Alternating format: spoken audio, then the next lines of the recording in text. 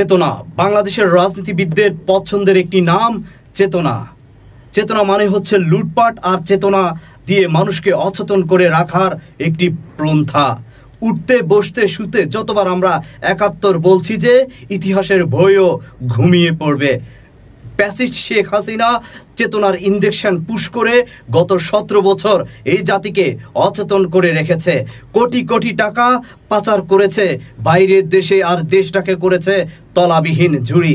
চেতনার বুলি ফুটিয়ে তাদের নেতারা বেগম পাড়ায় করেছে বিলাসবহুল অট্টালিকা।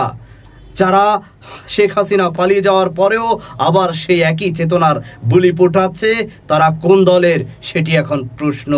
চেতনার ব্যবসা লস হওয়ার পর, শেখ হাসিনা পালিয়ে যাওয়ার পর যারা আবার একই চেতনার ব্যবসা শুরু করেছেন, তাদের অবস্থা আগামী দিনে কি হবে সেটি এখন প্রশ্ন। অতীতে অনেকে এই দেশের জন্য অবদান রেখেছে, তারা কবর থেকে উঠে আসলে এই দেশের অর্থনীতির কোনো পরিবর্তন হবে না। তাই কে জাতির পিতা, জাতির মাতা, জাতির আফা কিংবা স্বাধীনতার ঘোষক, এই চেতনা বিক্রি করে আগামী প্রজন্মকে স্তব্ধ করে চেতনার ট্যাবলেট খাইয়ে অচেতন করে রাখার কোনো সুযোগ নেই। আমরা এগিয়ে যাচ্ছি ভবিষ্যতের দিকে। একটু বাস্তব হও। ৭১ আর মুক্তিযুদ্ধকে সম্মান করো।